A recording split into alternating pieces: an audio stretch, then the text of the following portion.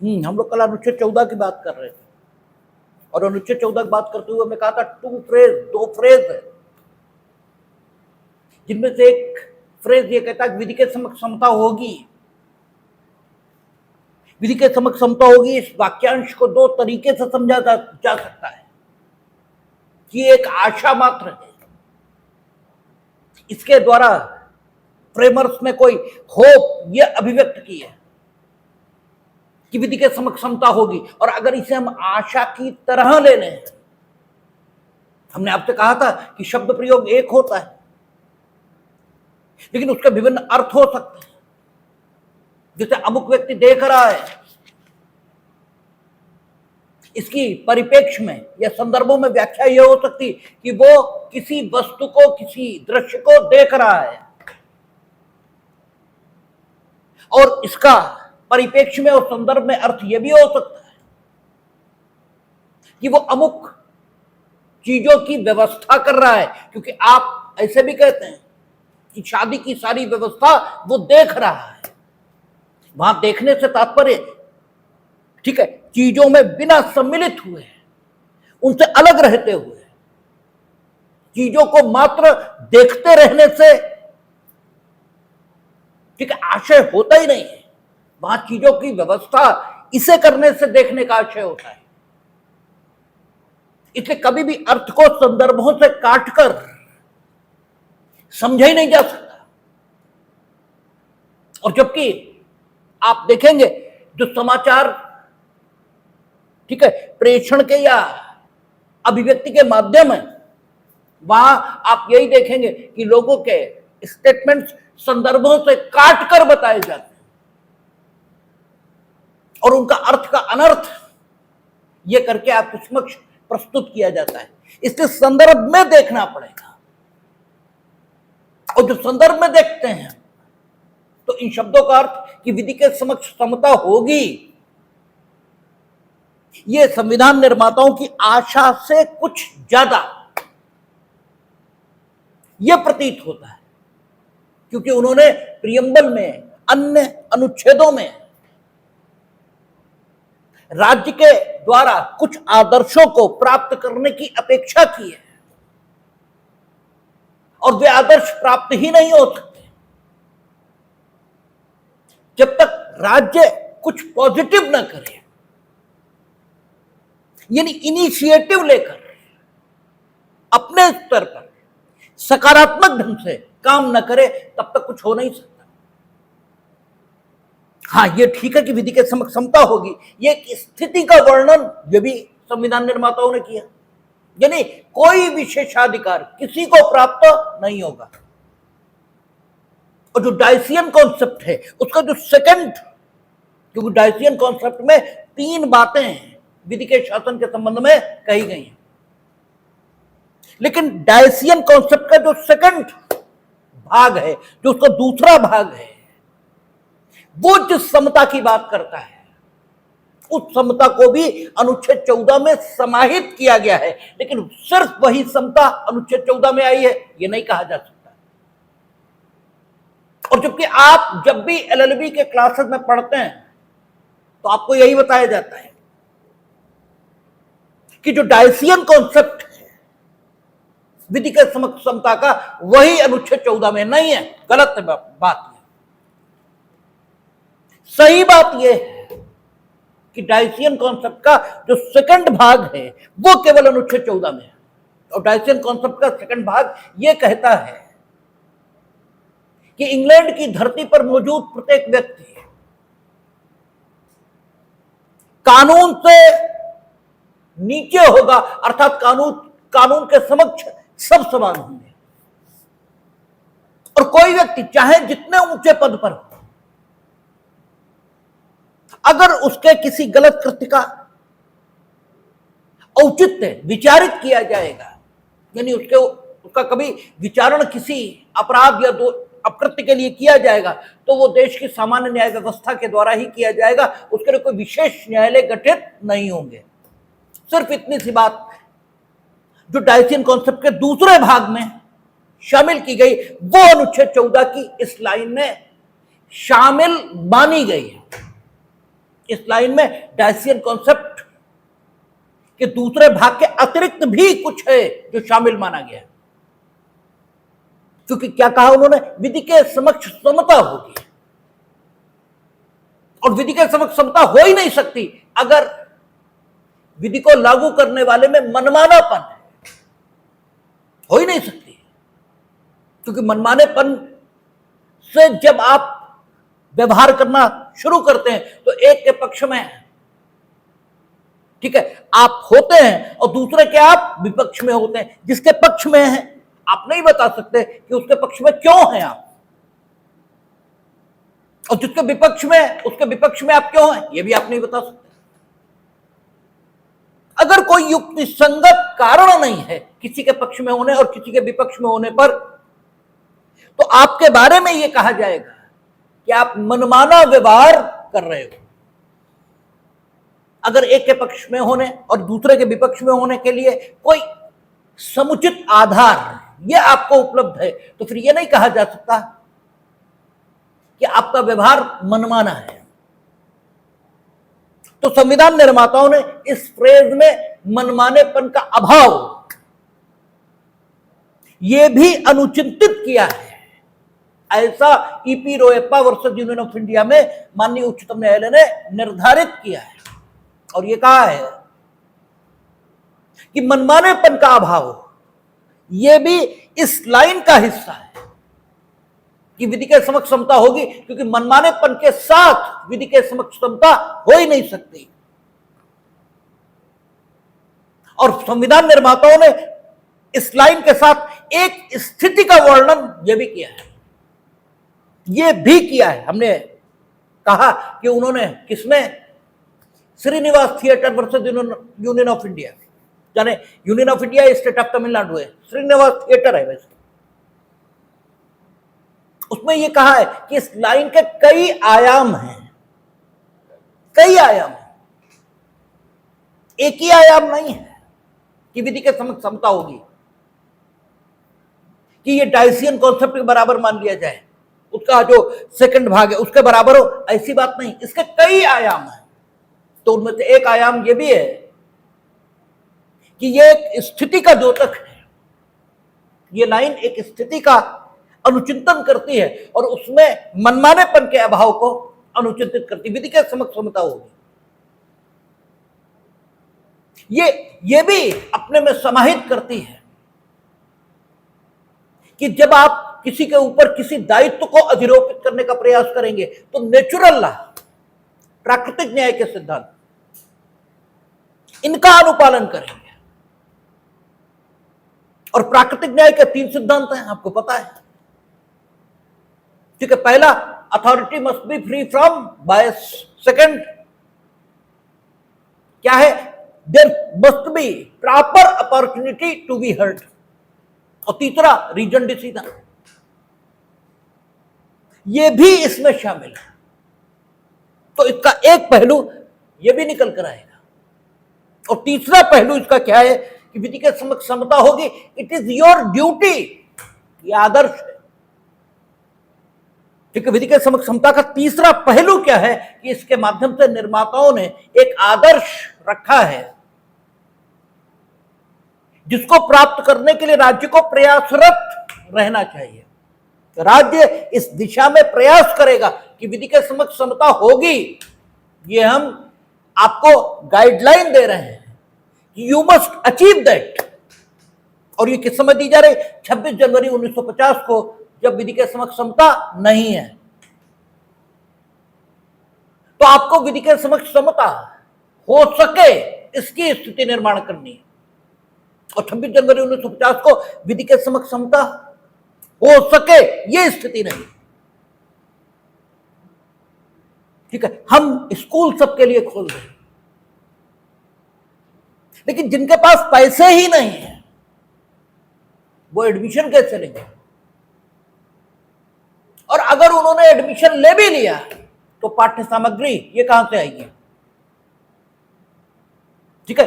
कोई एडमिशन ये अपने आप में किसी को शिक्षित नहीं बना देता। तो विधि के समक्ष समता हो, इससे काम नहीं चलेगा। कि हम सिर्फ कानून बना दें और ये कहे इस कानून के मुताबिक अवसर सभी को प्राप्त रहेंगे, इससे काम नहीं चलेगा। इसीलिए आपने कल कहा कि विधि के समक्ष समता होगी, क्योंकि यह आदर्श प्राप्त करने के लिए फ्रेमर्स ने राज्य की जो कार्यपालक अंग है उसके समक्ष रखा, यानी कार्यपालिका इसके समक्ष जब यह आदर्श रख दिया कि वे विधि के समक्ष समता को सुनिश्चित करें, तो फिर अगली लाइन अभिव्यक्त रूप से उन्होंने जोड़ दी कि विधि का समान संरक्षण यह भी होगा, अर्थात राज्य विधि का समान संरक्षण सबको मिले इसकी भी व्यवस्था करेगा। हमने कल भी कहा यह लाइन न भी हो तो भी विधि के समक्ष समता होगी। इसमें जो अंतर्निहित है कि राज्य इस दिशा में प्रयास करे कि विधि के समक्ष समता हो सके, इस अर्थ से ही सारा काम हो जाएगा। लेकिन कानून की दुनिया में जहां तक हो सके वहां तक स्पष्टता लाने का प्रयत्न ये होता है। इसलिए स्पष्टता लाने के लिए अगला फ्रेज और जोड़ा कि राज्य ऐसी व्यवस्था करेगा कि विधि का समान संरक्षण सबको उपलब्ध हो। और कल बस यहीं पर हमने बात छोड़ दी थी कि विधि का समान संरक्षण सबको उपलब्ध हो, यह भी राज्य की ही जिम्मेदारी है कि वो ऐसी व्यवस्था निर्मित करे। और इसका अगला भाग यह है कि चूंकि राज्य के नागरिक ये विभिन्न दशाओं में हैं, इनकी स्थितियां एक जैसी नहीं है। न सारे नागरिक पढ़े लिखे, न सारे नागरिक शारीरिक रूप से योग्य और सक्षम है। उनकी मानसिक क्षमताएं, उनकी शारीरिक क्षमताएं, उनकी आर्थिक दशाएं, उनकी भौगोलिक दशाएं, ये सब कुछ डिफरेंट है। और इसके डिफरेंट होने में स्वयं उनका कोई रोल नहीं।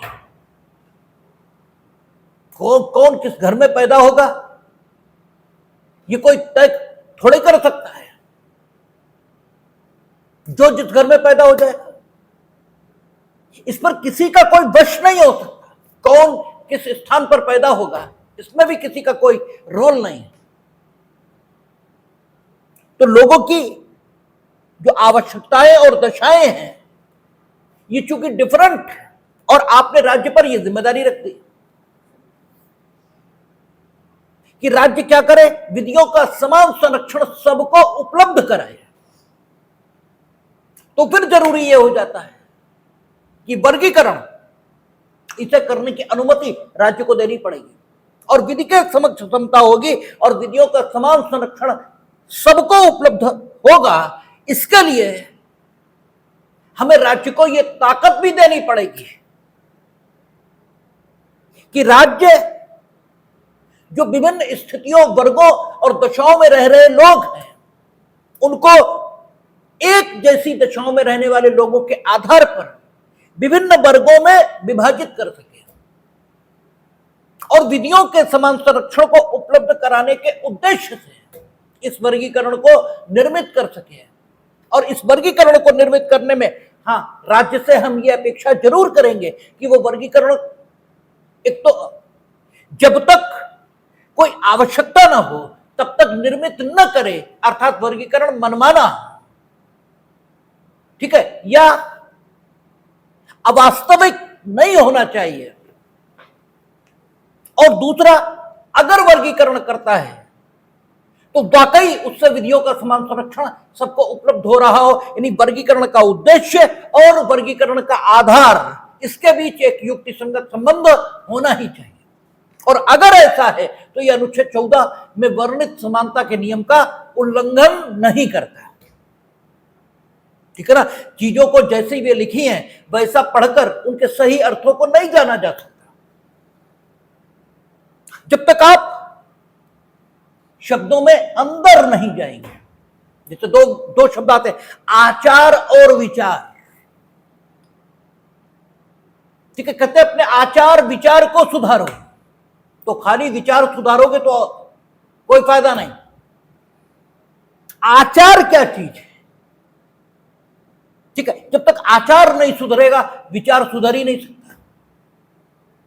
आप किसी भी परिस्थिति, किसी भी घटना से प्रभावित होकर जो सोचते हो वो आपका विचार है,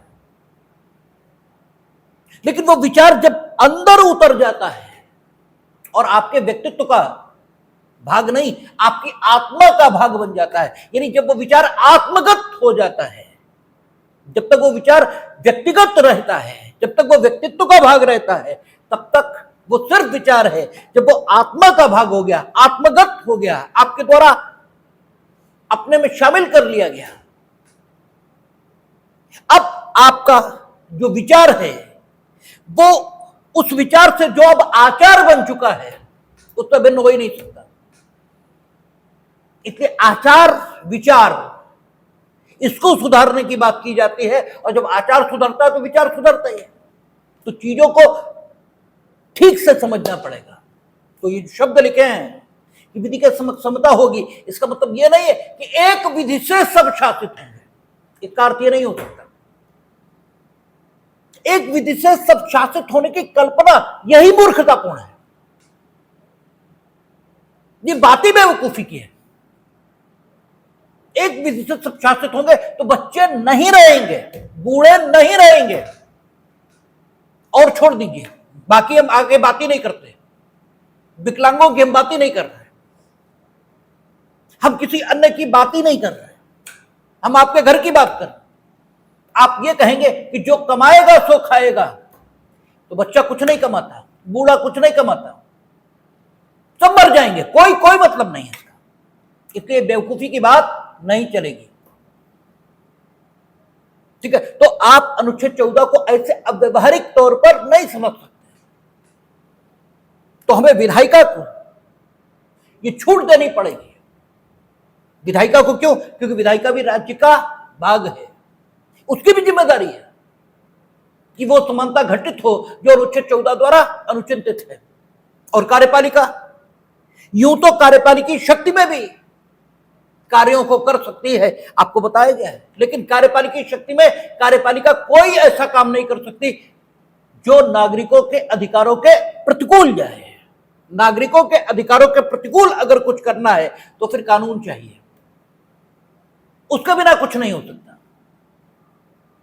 जो आपको अंतर बताया गया था कार्यपालिकी शक्ति के प्रयोग में और विधायी शक्ति के प्रयोग में, फर्क आपको बताया गया था। ठीक है, तो कार्यपालिकी शक्ति से आगे बढ़कर नागरिकों के अधिकारों के प्रतिकूल भी कुछ करना पड़ सकता है, विधियों का समान संरक्षण सबको उपलब्ध कराने के लिए। इसलिए विधायिका को यह हमें सुविधा देनी पड़ेगी कि वो ऐसी विधियां बनाए जो देखने में डिस्क्रिमिनेटरी लग रही हैं, ऐसा लग सकता है कि वे विभेद उत्पन्न कर रही हैं, लेकिन इन लॉन्ग टर्म जब हम देखेंगे तो हम पाएंगे कि नहीं, अगर विधायिका ने जो विभेद उत्पन्न करती सी दिखाई देने वाली विधि बनाई है और उसमें जो उसने वर्गीकरण किया है वो समुचित विचार करके, अर्थात ये ठीक से देखकर कि क्या वर्गीकरण के लिए कोई आधार मौजूद है, इस पर विचार करके वर्गीकरण करके उस विशेष वर्ग को जो वर्गीकरण के द्वारा निर्मित है कोई विशेष सुविधा देकर विधि के समान संरक्षण को उपलब्ध कराया है, तो हम ये मानेंगे कि विधायिका द्वारा किया गया वर्गीकरण क्योंकि समुचित उद्देश्य से है और वो वर्गीकरण वास्तविक भी है, क्योंकि वे आधार जिनके आधार पर वर्गीकरण किया गया वे वाकई समाज में मौजूद हैं, और इसलिए वर्गीकरण शुद्ध एवं वास्तविक है और उससे विधियों का समान संरक्षण चूंकि उपलब्ध हो रहा है, इसलिए वर्गीकरण के आधार और वर्गीकरण के उद्देश्य में एक संबंध है, और वो संबंध कैसा है? युक्ति संगत है, रीजनेबल है, इसलिए वो अनुच्छेद 14 का विरोध नहीं करता। इस प्रकार की सुविधा हमें लेजिस्लेचर को देनी पड़ेगी और दी गई मीनिंग देर बाय न्यायपालिका ने दी, ऐसा नहीं है। न्यायपालिका की भूमिका को समझ लेना चाहिए। आपके मनों में न्यायपालिका की भूमिका को लेकर भी बहुत गलतफहमी है।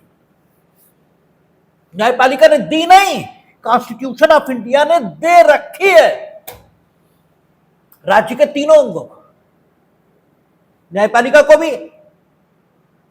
और विधायिका और कार्यपालिका इन्हें भी। विधायिका को चूंकि यह ताकत प्राप्त थी, इसलिए विधायिका ने इस ताकत का उपयोग किया और ऐसी विधियां बनाई जो देखने में विभेद उत्पन्न करती दिखती थी। लेकिन जब लोग उनके अगेंस्ट शिकायत करने गए कि विधायिका ने अपनी शक्ति से बढ़कर काम किया है, क्योंकि विधायिका को शक्ति कहां से मिल रही थी? कॉन्स्टिट्यूशन ऑफ इंडिया से, और कॉन्स्टिट्यूशन ऑफ इंडिया यह कहता है कि विधि के समक्ष समता होगी, और विधायिका ने ऐसी विधि बनाई है जो नागरिकों में वर्गीकरण कर रही है। इसलिए अनुच्छेद 13 के आधार पर शून्य है, क्योंकि अनुच्छेद 13(2) के शब्द हैं, राज्य कोई ऐसी विधि नहीं बनाएगा। इसलिए विधायिका को इस विधायन को अधिनियमित करने की शक्ति नहीं थी। जब इस प्रकार की शिकायत लेकर लोग न्यायपालिका के पास गए तो न्यायपालिका ने विधायिका को अनुमति दी नहीं, गलत। न्यायपालिका अनुमति देने वाली कौन होती है? अनुमति कौन देगा? Constitution of India. न्यायपालिका ने यह घोषित किया कि नहीं, विधायिका ने कॉन्स्टिट्यूशन ऑफ इंडिया द्वारा दी गई शक्ति का ही प्रयोग किया है। उन्होंने अपनी शक्ति के बाहर जाकर कुछ नहीं किया है, क्योंकि कॉन्स्टिट्यूशन ऑफ इंडिया कहता है विधि के समक्ष समता होगी, साथ ही यह भी कहता है कि विधि का समान संरक्षण होगा, और विधि का समान संरक्षण नागरिकों की विशेष दशाओं और आवश्यकताओं को अनुभव किए बिना और उन दशाओं और विशेषताओं के अनुरूप वर्गीकरण करके उन्हें विधि के समान संरक्षण को उपलब्ध कराए बिना हासिल हो ही नहीं सकता। इसलिए विधायिका ने जो कुछ किया है वो अपनी सीमा के भीतर किया है, ये घोषित किया है। न्यायपालिका ने अनुमति नहीं दी है। इसलिए बीइंग ए लॉ स्टूडेंट, कम से कम आपको ये जरूर पता रहना चाहिए कि न्यायपालिका विधायिका और कार्यपालिका के बराबर की चीज है, उससे बड़ी नहीं है। जबकि आप एलएलबी में जिस दिन पहले दिन क्लास में जाते हो उस दिन आपको यही सिखाया जाता है। और है क्या असल में? है ये कि आप लोग बिना मेहनत के यश, नाम, प्रतिष्ठा, पैसा सब कुछ प्राप्त करना चाहते हैं। असल बात यह है, ठीक है? इसलिए आप विभिन्न चीजों के पक्ष और विपक्ष में दिखाई देते हैं। वास्तव में ना आप किसी चीज के पक्ष में हैं, ना किसी चीज के विपक्ष में, आप सिर्फ खुद के पक्ष में हैं। असल बात यह है, असल बात यह है कि आप सिर्फ खुद के पक्ष में हैं, खुद के लिए सुख और सुविधा इसको सुरक्षित करना चाहते हैं। अभी जब सुप्रीम कोर्ट ने 3 साल की प्रैक्टिस ये अनिवार्य कर दी तो एक सज्जन बड़ी चिंता व्यक्त कर रहे थे, और वो लॉ के टीचर थे, कि अब 5 ईयर में प्रवेश पर बड़ा दिक्कत हो जाएगी। हम क्यों हो जाएगी ये बताओ? तो बोले अब 3 साल प्रैक्टिस कर दी तो कठिनाई होगी। हमें कोई कठिनाई किसी को नहीं होने वाली। आज भी वकील ढूंढने निकलो तो वकील है ही नहीं, जबकि वकील इतने सारे हैं। डॉक्टर ढूंढने निकलो, डॉक्टर है ही नहीं, डॉक्टर इतने सारे हैं। लेकिन जिसे डॉक्टर कहा जा सके, जिसे वकील कहा जा सके, वो ही नहीं है। ये आप एलएलबी इसलिए कर रहे थे क्योंकि आपको ये लगता था, ऐसा आपको लगता था, है नहीं ऐसा, कि चूंकि क्लास का जो मेरिटोरियस स्टूडेंट है वो बीटेक में चला जाएगा, यही अब तक व्यवस्था चली है, वो एमबीए में चला जाएगा, वो और कहीं चला, यहां सब गधे बचेंगे, ऐसा आपको लगता था, ऐसा आपको लगता था। और उनमें हम बड़ी आसानी से जे या वो हो जाएंगे और फिर चोरी करेंगे, वहां बैठ के रिश्वतें लेंगे, ठीक है, और बड़ी आसानी से यश, प्रतिष्ठा, नाम, पैसा सब पालेंगे। ये आपको लगता था, ये सपना टूटा है, ठीक है, इसलिए आपको दिक्कत है। अन्यथा अगर आप पढ़ाई करेंगे तो आप जे या वो होंगे, हमें नहीं मालूम, लेकिन नानी पालकी वाला जे या वो नहीं थे, ठीक है, दिनशा मुल्ला जे और वो नहीं थे, ठीक है, लेकिन ये इतने बड़े नाम हैं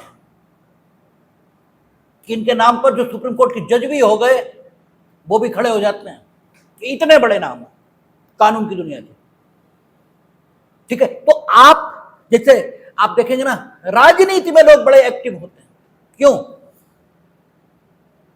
उन्हें खूब मालूम है कि सफलता बड़ी मुश्किल है, लेकिन वहां उन्हें ऐसा लगता है कि बिना कुछ किए मेहनत नहीं करनी है, यश प्रतिष्ठा नाम पैसा सब उपलब्ध है। आप जिस भी फील्ड में देखोगे यही लोगों की मान्यता है और इसलिए वो उस ओर दौड़ रहे हैं, बाकी कोई बात थोड़े होती है। तो आप देखेंगे क्या कहा उन्होंने, वर्गीकरण ये किया जा सकता है, और आप जो न्यायपालिका को महत्व देना शुरू करते हैं, इसलिए नहीं कि न्यायपालिका आपके दृष्टिकोण से बड़ी, या आप ये जो बताना शुरू करते हैं एलएलबी में जाते हैं कि कोर्ट बड़ा होता है, इसलिए नहीं कि आपकी कोर्ट के प्रति बड़ी श्रद्धा और आस्था है, ऐसा बिल्कुल नहीं है। आपको मालूम है कि एग्जीक्यूटिव का हिस्सा होने के लिए आईएएस होना है, और एग्जीक्यूटिव का हिस्सा आप फोर्थ क्लास एम्प्लॉय के तौर पर भी होना चाहते तो कंपटीशन है, बिना पढ़े वहां नहीं जाया जा सकता, ठीक है, ये आप जानते हैं। इसलिए अब हम तो उसके हिस्से हो नहीं सकते, तो एग्जीक्यूटिव छोटी है, ये बताओ। आपको मालूम है विधायिका का हिस्सा में होना तो चुनाव लड़ना है, ठीक है, चुनाव तुम्हें कोई टिकट ही नहीं देगा, ठीक है, इसलिए विधायिका को नीचा दिखाओ। और जुडिशरी के बारे में आपको यह लगता है, जुडिशियल ऑफिसर तो नहीं, लेकिन वकील भी चूंकि न्यायपालिका का भाग माना गया है, और वो बड़ी आसानी से लॉ कॉलेज में डिग्रियां बढ़ रही हैं, वो हमें मिल ही जाएगी, इसलिए आप न्यायपालिका को बड़ा बताते हो। इनफैक्ट आपकी न्यायपालिका में कोई श्रद्धा और आस्था है, ऐसा बिल्कुल ही नहीं है। अगर ऐसा होता तो न्यायपालिका ने जितने निर्णय दिए उन सबका पालन आप कर रहे होते हैं, एक कभी नहीं करनी, इतने कोई श्रद्धा आस्था नहीं, ये सिर्फ इतनी सी बात है। और अपने दिल पर हाथ रखेंगे तो आपको मेरी बात की सच्चाई एकदम नजर आएगी। ना हम पूछते हैं ना आप हमें बताइए, लेकिन बात यही है, और आपके दिल में क्या चल रहा है ये हम अपने दिल से जान सकते हैं, क्योंकि जो हम सोच रहे हैं वही आप सोच रहे हो, और हम, ठीक है, जब तक न्यायपालिका की बड़ाइयां करते रहे तब तक यही बात थी, इसलिए ऐसा है, ठीक है। तो आपके दिमागों में ये जो बातें चलती हैं, न्यायपालिका अनुमति दी विधायिका को, नो, कोई अनुमति नहीं, कोई अनुमति नहीं। ये कॉन्स्टिट्यूशन ऑफ इंडिया ने तीनों को ताकत दी, तीनों का फंक्शन अलग अलग है। न्यायपालिका ने सिर्फ ये घोषित किया कि विधायिका ने अनुच्छेद 14 में अंतर्निहित और उसके द्वारा प्रदत्त शक्ति का उपयोग करते हुए वर्गीकरण किया है, और यह वर्गीकरण सारे नागरिकों को विधि का ठीक है समान संरक्षण उपलब्ध कराने के दृष्टिकोण से है।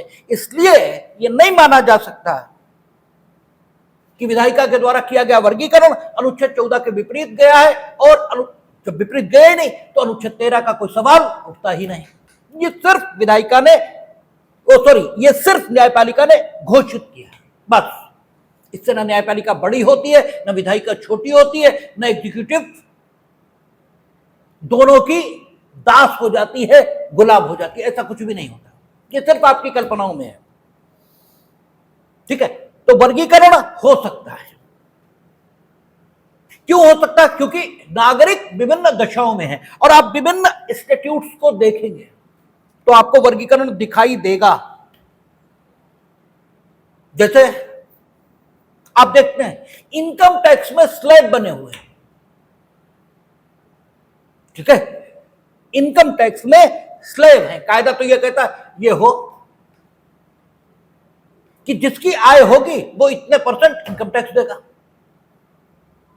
अगर आप कोई आय करेंगे तो 1%, 2% जितना भी आप तय करना चाहो उतना इनकम टैक्स देंगे।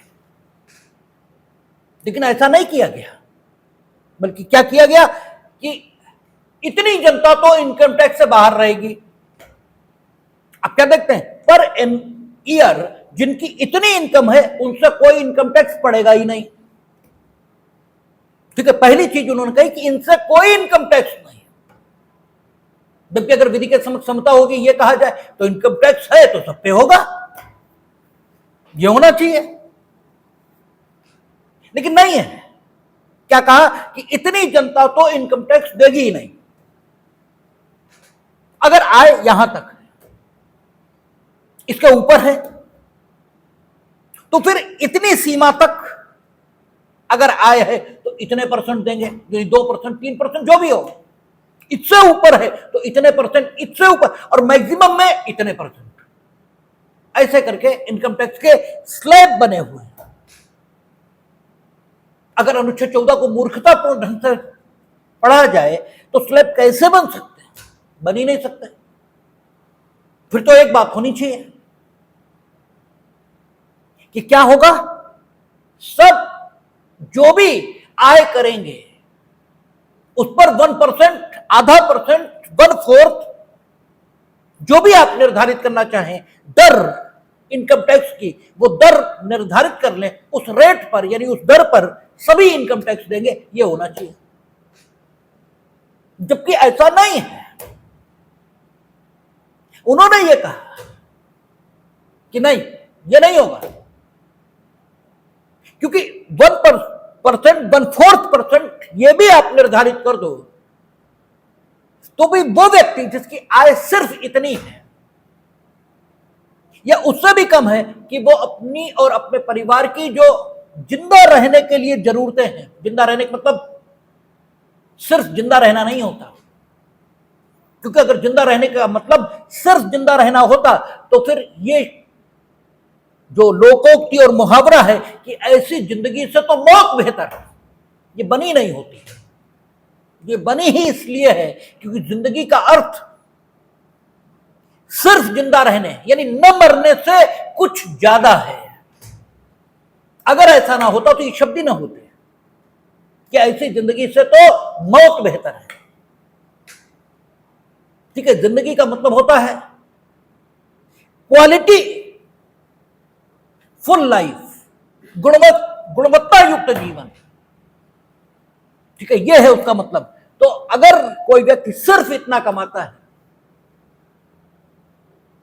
जिसमें वो अपनी जिंदगी इसको गुणवत्ता युक्त ढंग से बिता सकता है तो उससे इनकम टैक्स लेना, आप 1/4% ही लें, उसके लिए फैटल हो सकता है। और दूसरी ओर वे लोग जो बहुत कमा रहे हैं उनसे 1/4% लेना उनके लिए ऐसे ही होगा जैसे तुमसे ये कहा जाता है कि हेलमेट नहीं लगाओ तो 50 रुपए का जुर्माना होगा, तो तुम हेलमेट कभी लगाते ही नहीं हो, क्यों 85 रुपए जाएंगे, 20 रुपए तो पानी पी के फेंक देते हो। यानी तुम्हारे लिए कानून अप्रभावी हो चुका है, क्योंकि कानून ऐसा परिणाम पैदा नहीं कर रहा जो तुम्हें परेशान करे। और टैक्स हमने क्यों लगाया? हम लोगों ने पढ़ा था कंपनसेटरी टैक्स। ये है टैक्स क्यों लगाया था हम लोगों ने 301 से 307 तक पढ़ा था। ठीक है, टैक्स इसलिए नहीं लगाया कि आप व्यापार करते हैं इसलिए टैक्स नहीं लगाया, आप व्यापार करने के लिए राज्य की सुविधाओं का इस्तेमाल करते हैं इसलिए टैक्स लगाया। आप माल उत्पादित करते हैं, सड़क से भेजते हैं, सड़क तुमने बनाई थी, तुम्हारे चलने टूटती नहीं है। एक पैदल आदमी चल रहा है, एक मोटरसाइकिल चला रहा है, और तुम 13 टन वजन लादकर सड़क पर ट्रक निकाल रहे हो, तो 13 टन के वजन के ट्रक से चलने से जो पैसा पैदा होगा वो तो तुम लोग हैं, और जो सड़क टूटेगी वो कौन संभलवाएगा? और उस गड्ढों वाली सड़क पर हम चलने के लिए मजबूर हैं, जबकि तुम्हारे लाभ में से तो हमें कुछ मिल नहीं रहा। तो इसलिए उसमें से स्टेट को मिलना चाहिए, ताकि स्टेट जो कुछ देगा वो तुम्हें भी मिलेगा, हमें भी मिलेगा। क्योंकि स्टेट अगर अस्पताल बनाएगा, स्टेट अगर सड़क बनाएगा तो उस पर तुम भी चलोगे, हम भी चलेंगे। तो चूंकि तुम सुविधाएं ज्यादा उपयोग कर रहे हो इसलिए तुम पर टैक्स का स्लैब ज्यादा होना चाहिए, और जो एक सामान्य व्यक्ति है उस पर टैक्स का स्लैब कम होना चाहिए। तो टैक्सिंग इंस्टीट्यूट में जो वेरिएशन आपको दिखता है वो चूंकि अगर ठीक प्रकार से वर्गीकरण को करके निर्मित किया गया है, तो टैक्सिंग इंस्टीट्यूट हो या कोई इंस्टीट्यूट हो, उसमें जो वर्गीकरण है सिर्फ उसके आधार पर किसी भी लॉ को अनुच्छेद 14 के विरोध में नहीं कहा जा सकता, क्योंकि यहां जिस समानता की बात की गई है वो समानता एक उद्देश्य को समर्पित है, और वो उद्देश्य क्या है कि राज्य ऐसी व्यवस्था करे कि विधि का समान संरक्षण उपलब्ध हो सके, अर्थात सब विधि के समक्ष समान हो सके, और यह सिर्फ वर्गीकरण से ही संबंधित है, यह वर्गीकरण से ही संभव है। और वर्गीकरण का आधार यह वास्तविक होना चाहिए, इसकी कोई लिस्ट नहीं बताई जा सकती कि आर्थिक स्थिति यही वर्गीकरण का आधार होगी, शैक्षिक स्थिति यही वर्गीकरण का आधार होगी, इसकी कोई लिस्ट ये नहीं बताई जा सकती। ठीक है, ये आधार कोई भी हो सकता है। जैसे आदिवासी समाज है, अभी ठीक है, एक बात चली रही है कॉमन सिविल कोड की, ठीक है, उत्तराखंड में लागू भी कर दिया। अगर कॉमन सिविल कोड आता है तो भी उसमें आदिवासी समाज को बाहर रखा जाएगा। हिंदू लॉ उसमें भी बाहर रखा है, आपने पढ़ा है, ठीक है। हिंदू लॉ उन्होंने कहा कि वो जो आदिवासी वगैरह हैं उन पर लागू ये नहीं होगा। वहां विवाह के विच्छेद से संबंधित जो रूढ़ियां और परंपराएं चल रही वो ऑलरेडी चलेंगी, कोई दिक्कत नहीं। क्यों? इसलिए क्योंकि हिस्टोरिकल समय से, ऐतिहासिक काल से वे उसी ढंग से रहते आए हैं, इसलिए हमने उनका ऐतिहासिक कारणों के आधार पर एक अलग वर्ग निर्मित कर दिया। अब उनमें अगर सुधार लाना भी है तो धीमे धीमे लाइए, धीमे धीमे लाइए, चरणबद्ध ढंग से लाइए। एकदम आप लाएंगे तो कानून का जो प्राथमिक उद्देश्य है, वो प्राथमिक उद्देश्य क्या, व्यवस्था का निर्माण, वही खत्म हो जाएगा। असंतोष जन्मेगा, विद्रोह होगा, और यह ठीक बात नहीं होगी। इसलिए जहां तक संभव हो वहां तक हम एक कानून कर देंगे विवाह के संबंध में, लेकिन अगर संभव नहीं है तो उसको हम अलग भी करेंगे। जब किसी कॉलेज में नकल चलती है तो वहां सबसे पहले क्या होता है, सबसे पहले नकल रोकने की दिशा में अगर प्रयास होगा तो जो आम विद्यार्थी है उस पर सख्ती की जाएगी, सबसे पहले उस पर। इसलिए नहीं कि उससे कोई दुश्मनी है, क्योंकि वहीं से शुरुआत हो सकती है। अगर जो सबसे गुंडा तत्व विद्यार्थियों का है उससे शुरुआत की गई तो फिर बात ही नहीं बनेगी। ठीक है, धीमे धीमे सबसे पहले उन विद्यार्थियों को नकल से मुक्त कर देना है जिन्हें हम बड़ी आसानी से कर सकते हैं। उसके बाद उन गुंडों से निपटना है, और उन गुंडों से निपटने के लिए सबसे पहले हम क्या करेंगे, धीमे धीमे निपटेंगे। उनको एक कमरे में बैठा देंगे ताकि गंदगी सिर्फ एक ही कमरे में रहे, वहां होती रहे नकल, और वहां सबसे बेवकूफ टाइप का जो इन्विजिलेटर होगा उसे लगा देंगे, जिसे कहे सुने कि कोई शर्मी ना हो, वो उसे पीट भी दे तो उस पर कोई असर ना पड़े, उसे लगा देंगे, होने दो वहां जो कुछ हो रहा है। फिर धीमे धीमे हम पुलिस की व्यवस्था, पुलिस एक कमरे के लिए लगाई जा सकती है, पूरे सेंटर के लिए नहीं लग सकती। एक आपको उसमें जो सबसे कमजोर होगा उसे उठा बुक कर देंगे। इस ढंग से ही व्यवस्थाएं बनती हैं। ठीक है, तो अगर ऐतिहासिक तौर पर कोई एक ढंग से रहते आया है तो उसे एकदम आप बदलेंगे तो व्यवस्था निर्मित होगी। तो वर्गीकरण का आधार शैक्षिक, आपकी जो शैक्षिक स्थिति है, आपकी आर्थिक स्थिति है, आपकी सामाजिक स्थिति है, ऐतिहासिक आधार है, भौगोलिक आधार, इनमें से कुछ भी वर्गीकरण के लिए आधार के तौर पर प्रयोग किए जा सकते हैं।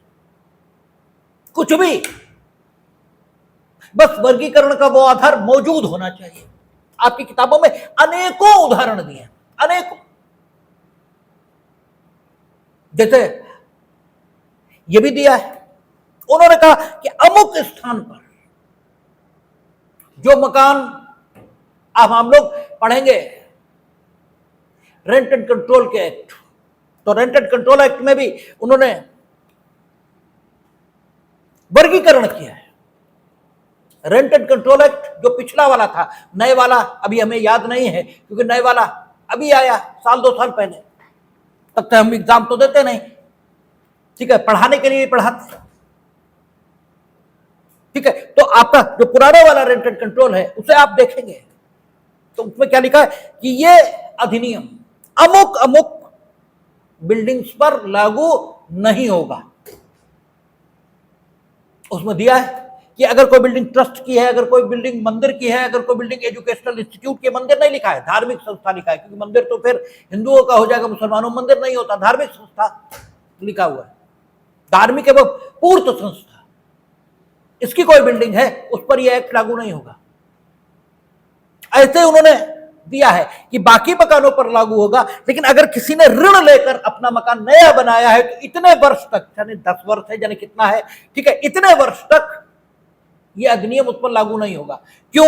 रेंट एंड कंट्रोल एक्ट किसके फेवर में है? किराएदार के फेवर में। रेंट एंड कंट्रोल एक्ट किसके फेवर में? किराएदार के फेवर में। वो आवास की समस्या को हल करने के लिए बनाया गया है। एक व्यक्ति के पास पैसा ज्यादा है, उसने 20 मकान खरीद लिया, अब जब मकान ही नहीं बचा तो मेरे पास पैसे रहे, ठीक है, मकान जब है ही नहीं तो हमें मिले कहां से? जब है ही नहीं तो मिले कहां से? अब आपके पास 20 हैं, हम आपके पास पहुंचे तो आपको जरूरत तो है नहीं क्योंकि आपके पास पैसे इतने हैं। अब आपका वो मकान जो 2 रुपए का है आप उसको 20 रुपए मांग रहे हो क्योंकि आपको जरूरत नहीं है। अगर 20 मिल जाएंगे तो बेच भी देंगे, ठीक है, और नहीं मिलेंगे तो पड़ा तो है ही क्योंकि आपको जरूरत नहीं है। और मेरे पास न रहने को है न कुछ है, तो हम क्या करें? तो हम आपके मकान में ऊंचे किराए पर किराएदार के तौर पर रहने को विवश हैं, और चलो हम ऊंचा किराया भी दे दें। उसके बाद अगर हम आपकी गुलामी न करें तो आप किसी भी क्षण में निकाल के बाहर कर दो। हालांकि ये एक पक्ष है, लेकिन अभी हम एक ही पक्ष के बारे में बोल रहे हैं कि किराएदार के पक्ष में अधिनियम बनाने की जरूरत क्यों पड़ी। हालांकि आप तो आप ही हैं, जैसे ही आपके पक्ष में बनाया गया वैसे ही आपने बदतमीजी शुरू कर दी, वही जो लैंडलॉर्ड कर रहे थे अब आपने शुरू कर दी, ठीक है। तो जुडिशरी का रुख अब बदल गया है, अब वो किराएदार के फेवर में नहीं है बहुत। लेकिन जो किराया नियंत्रण अधिनियम है वो ऑब्जेक्ट एंड रीजन उसका क्या है? उसका ऑब्जेक्ट एंड रीजन यही है कि क्या किया जाए, किराएदार को संरक्षण दिया जाए। अन्यथा तो किराए की संविदा क्या है? पट्टे की संविदा, ठीक है ना। और पट्टा कैसे प्रतिसंग्रत होगा वो 111 टीपीए वहां लिखा है, 111 टीपीए बताता है।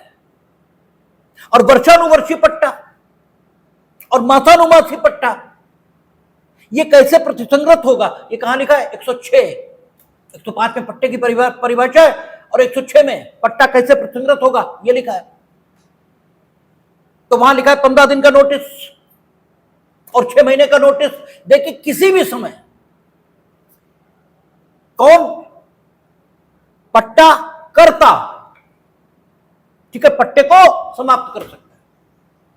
वहां पट्टाधारी इसकी कोई भूमिका ही नहीं है पट्टे के चालू रहने में, वो पूरी तरह पट्टा कर्ता के इच्छा पर निर्भर है।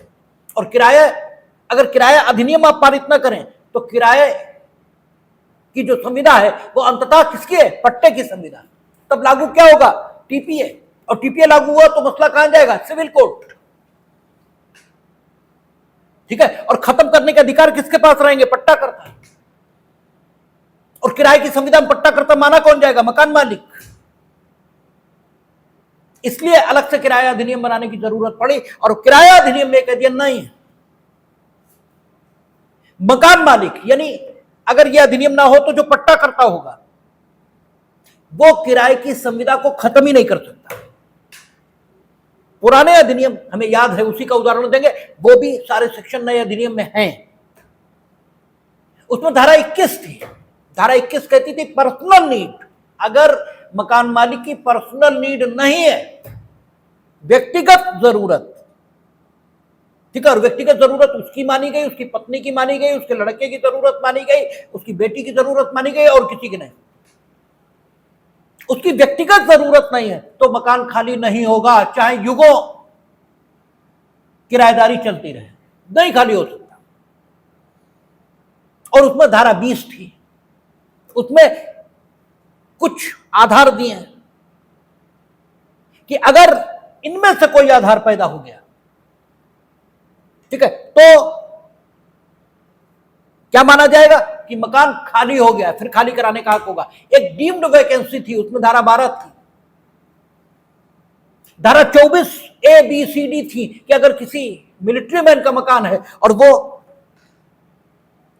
नौकरी में था, अब शत्रु कार्रवाई में विकलांग होकर या रिटायर होकर वापस आ गया, तो मकान खाली करा सकेंगे। यानी अगर स्पेसिफिक सिचुएशंस नहीं है तो मकान खाली ही नहीं कराया जा सकता, ठीक है, मकान खाली नहीं हो सकता। लेकिन रेंट एंड कंट्रोल किस पर लागू हो रहा? जहां रेंट 2000 रुपए या उससे कम है, यानी छोटे लोगों को संरक्षण देने का प्रयास है।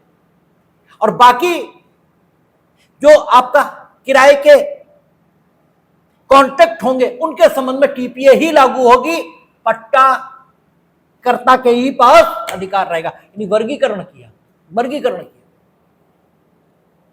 और वर्गीकरण कैसा है? सुआधारित है, वर्गीकरण सुआधारित है, क्योंकि यह वर्गीकरण समाज में मौजूद है, अब वास्तविक नहीं है वर्गीकरण।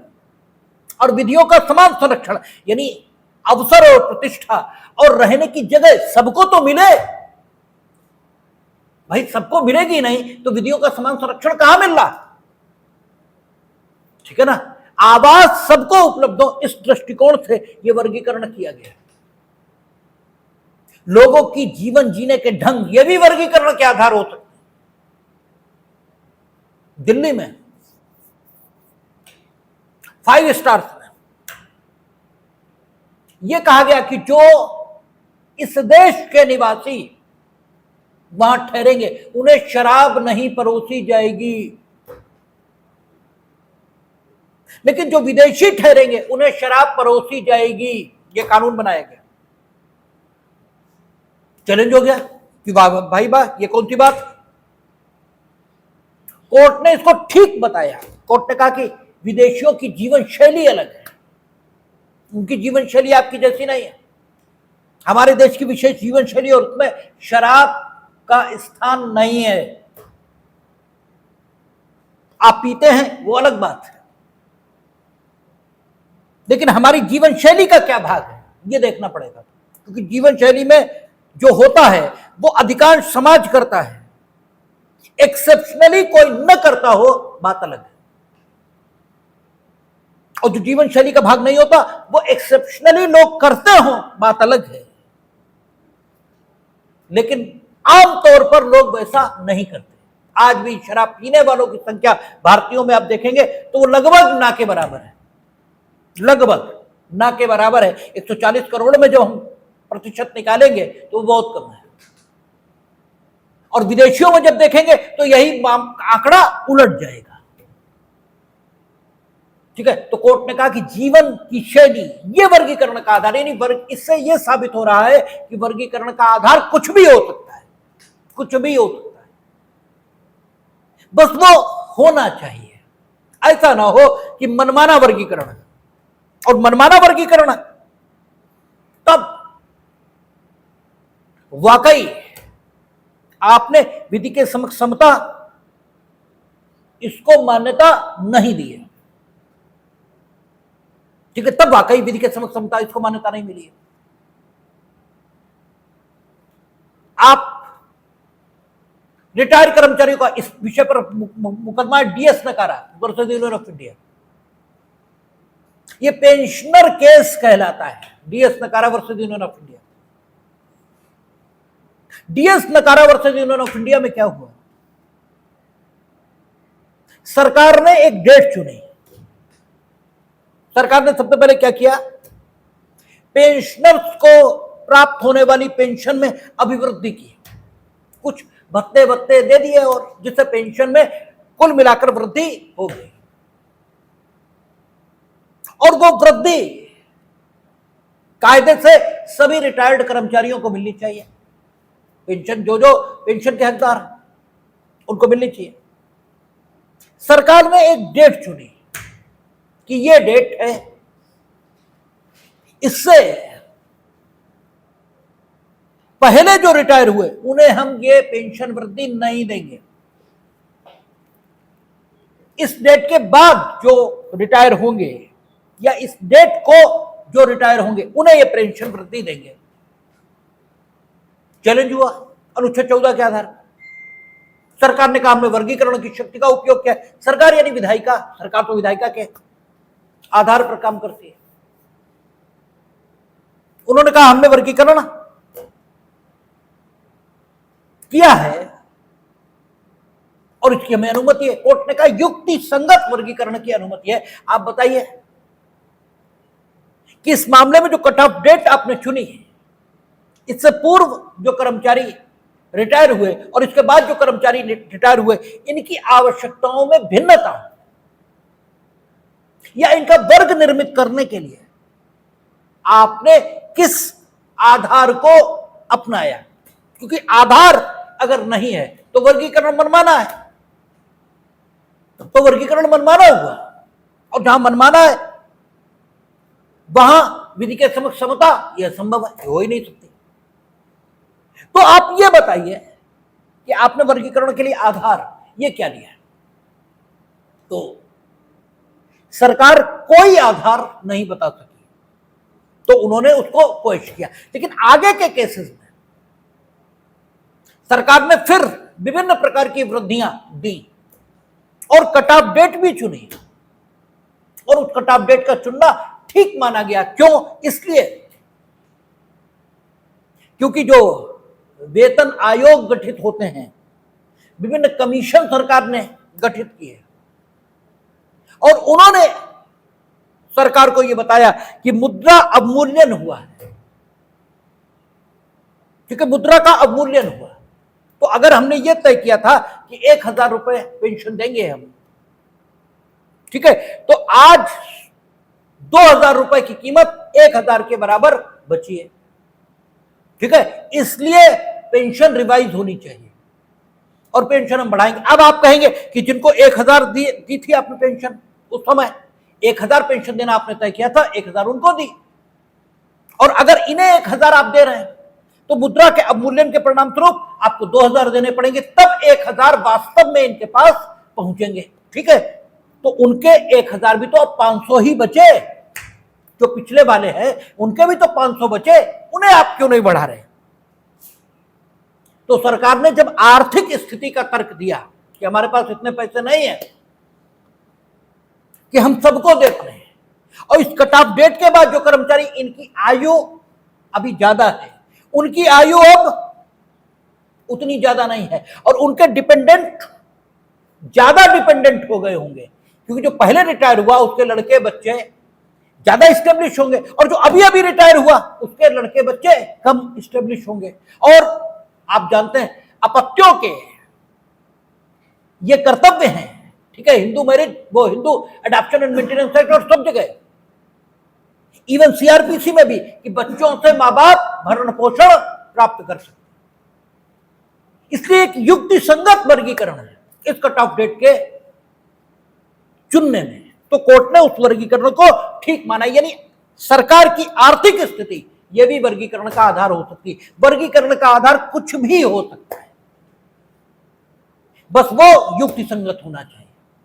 अब सवाल उठता है कि अगर आप शिकायत कर रहे हैं कि हमारे साथ गलत व्यवहार हुआ है, हमें भी उस वर्ग में रखा जाना चाहिए और वो लाभ मिलने चाहिए जो सरकार ने वर्गीकरण करके वर्ग निर्मित किया है उसमें हमें न रखकर सरकार ने मेरे साथ अन्याय किया है और हमें भी वो लाभ मिलना चाहिए, क्योंकि हम सिमिलर स्थितियों में रह रहे हैं। यानी वर्गीकरण के परिणाम स्वरूप अगर कोई विभेद की शिकायत करता है, एक लाइन में बोले तो यह सिद्ध करने का भार कि कोई विभेद नहीं हुआ किसके ऊपर है, यह सवाल उठता है सरकार के ऊपर कि वो ये सिद्ध करे कि उसने कोई विभेद नहीं किया, या जो विभेद की शिकायत कर रहा है उस पर है। तो हमने जब आपको सबूत के भार के विषय में एविडेंस एक्ट में बात की थी तो हमने कहा था कि सबूत का भार हमेशा उस व्यक्ति पर होता है जो ये चाहता है कि उसके पक्ष में कुछ किया जाए न्यायालय के द्वारा।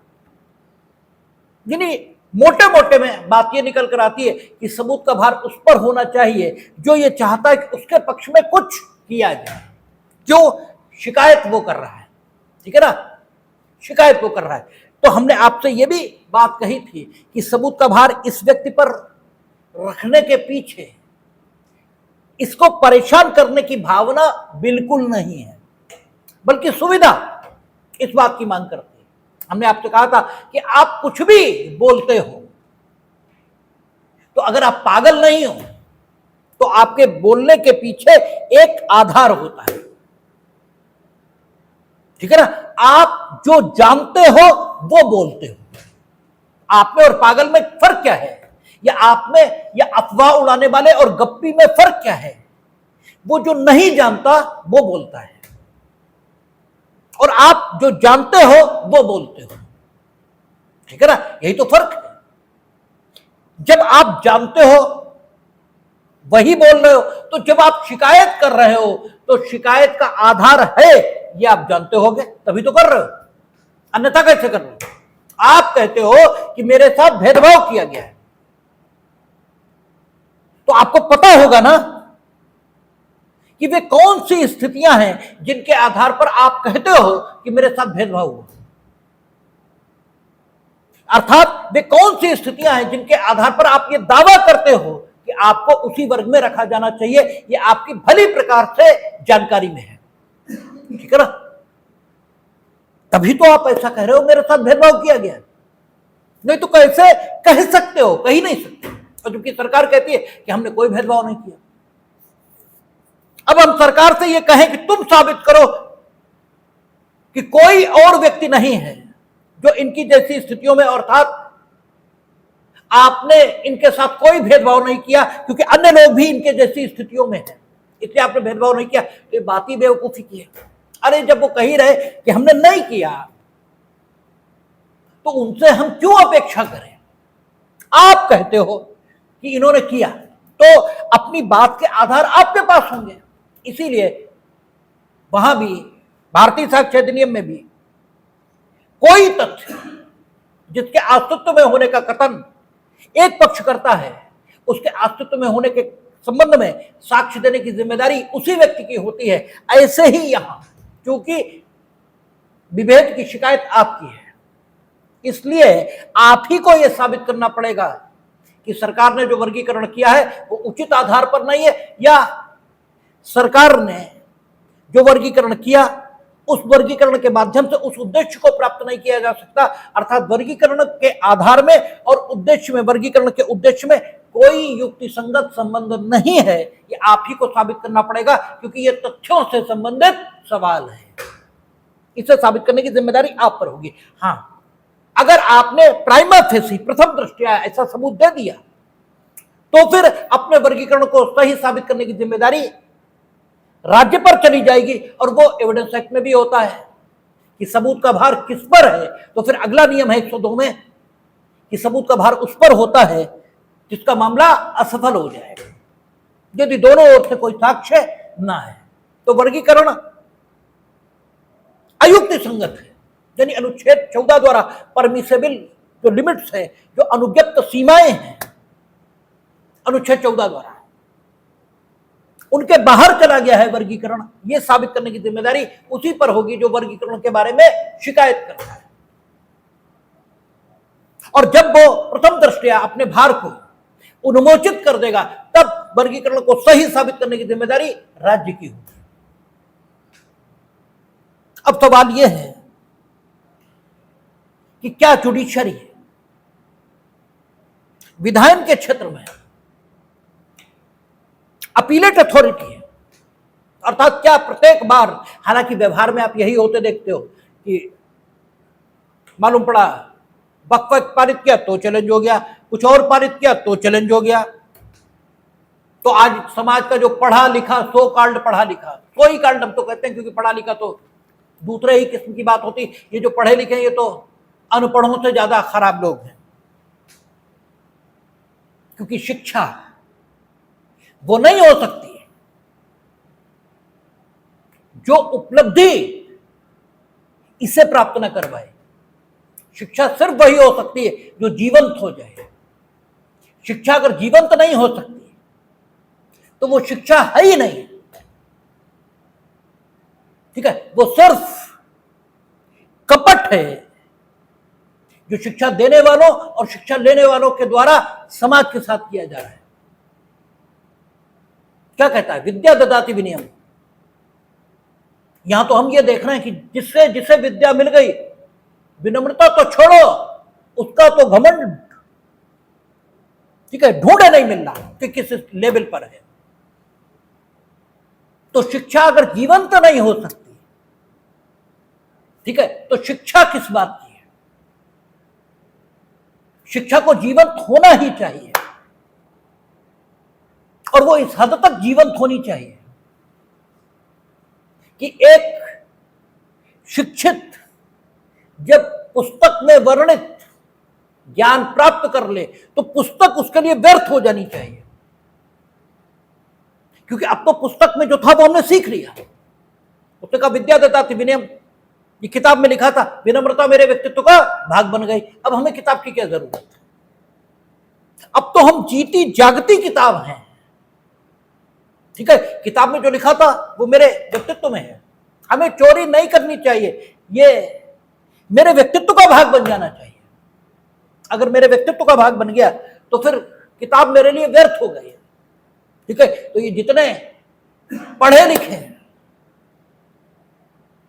इन्होंने शिक्षा को अपने जीवन में जीवंत नहीं किया है, इनकी शिक्षा ने इन्हें उपलब्धि के किसी बिंदु पर नहीं पहुंचाया।